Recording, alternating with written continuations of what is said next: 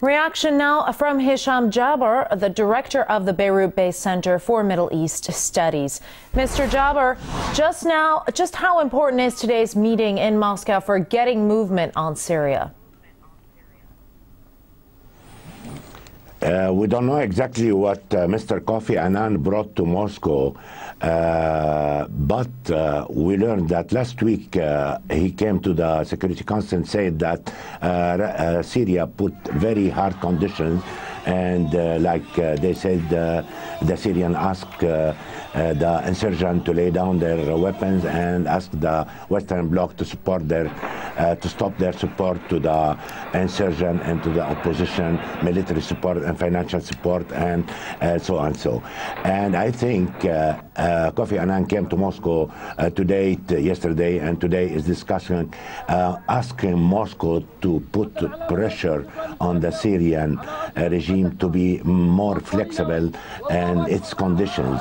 And Kofi Annan, as you said in your report, this is the last chance for him. Personally, I'm sorry to say I'm not that optimistic because that he will succeed, because they are asking for a ceasefire and to respect the ceasefire from only one side. If you talk about ceasefire, that means, two sides.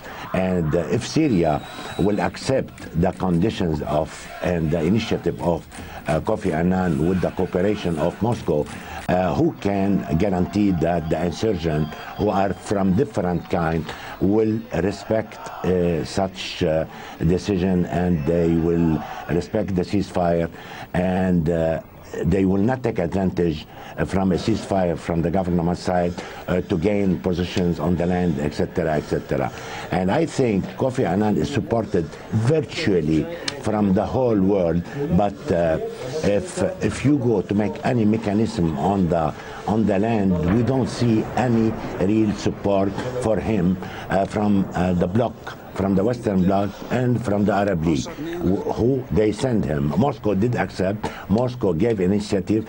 Moscow said from day one that the only solution is the peaceful solution and that dialogue. Moscow offered the table of the dialogue and was ready to host the both sides and to sponsor it.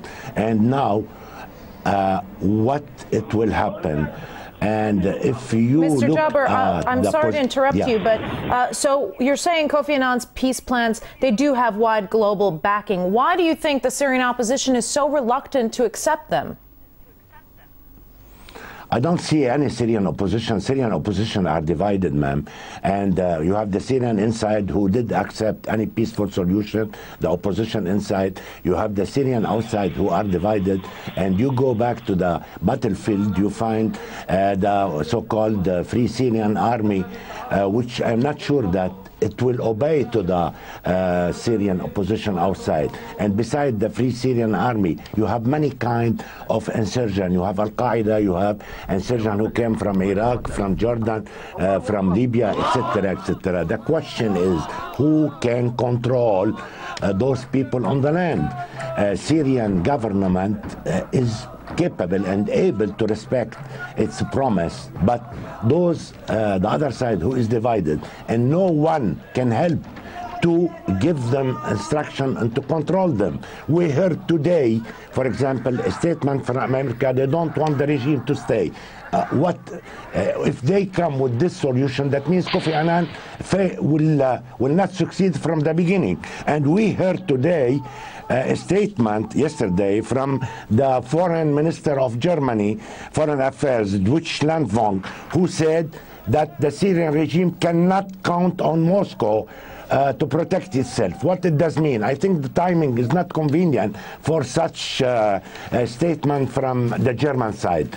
All of the above, let me be pessimistic about any success for the mission or initiative of Kofi Annan on the land. And it will be, like you said in your report, it will be the last chance before we go into a civil war. All right. If America and the Western Bloc want this... I'm so sorry to interrupt you, but that's all the time we have. Hisham Jaber, the director of Beirut-based Center for Middle East Studies, thank you.